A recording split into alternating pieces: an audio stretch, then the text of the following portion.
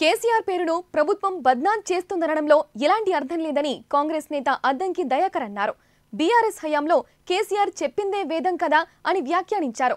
ఇప్పుడు విచారణలో పేరు రాగానే కేసీఆర్ ఇబ్బంది పడడం సరికాదన్నారు.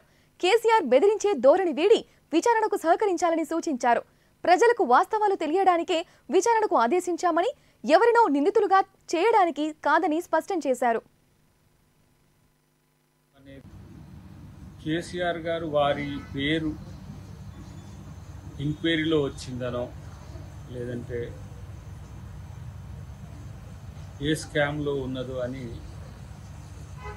బాధపడడంలో అర్థం లేదు అని నా భావన. ఎందుకంటే అంతా మీరే చేశారు అనేది అన్ని డిపార్ట్మెంట్లో మినిస్ట్రీస్ ఉన్నారు, తర్వాత వివిధ డిపార్ట్మెంట్స్ ఉన్నాయి.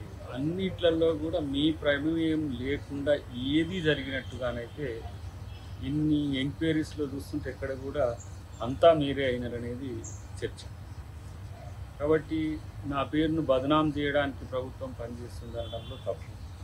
ఎందుకంటే ఆయా శాఖల మంత్రులే వాళ్ళకి కూడా ఏమీ తెలియకుండా జరిగిన సంఘటనలు భవిష్యత్తులో తెలుస్తాయి.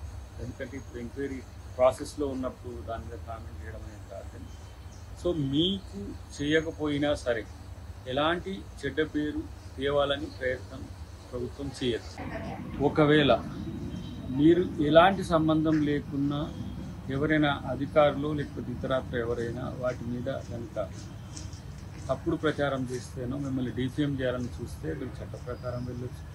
ప్రభుత్వం కూడా వారి పట్ల కఠినంగానే ఉంటుంది. కాబట్టి ఎవరినో ముద్దాయిలుగా చేయడానికి ఎంక్వైరీ కాదు, వాస్తవాలు తెరవాలి. అన్నిటికంటే ముఖ్యంగా నిజం తెలుసుకోవాలనేది ప్రజల కోరిక. కాబట్టి ఈ అవినీతి అక్రమాలే కాదు, పెద్ద ఎత్తున వ్యవస్థను భ్రష్టు పట్టించే ఒక పరిస్థితి గతంలో జరిగిందనేది ఈ ప్రభుత్వం యొక్క భావన. కాబట్టి వాటిని అన్నిటినీ బయటికి రానివ్వండి. ఇప్పుడే వాటిని ఏదో బెదిరించే విధంగానో లేకపోతే వాటిని కంటిన్యూ కాకుండా చేసే విధంగా అబ్స్ట్రాక్ట్ చేయకుండా ఏ అంశంలోనైనా మీకు నష్టం జరిగే విధంగా ఉంటే మీరు ఏ విధమైన కార్యక్రమం తీసుకున్న నష్టం ఎవరైతే చేసే వాళ్ళ పట్ల చేసే వాళ్ళను కించపరిచే విధంగా మాట్లాడతాను.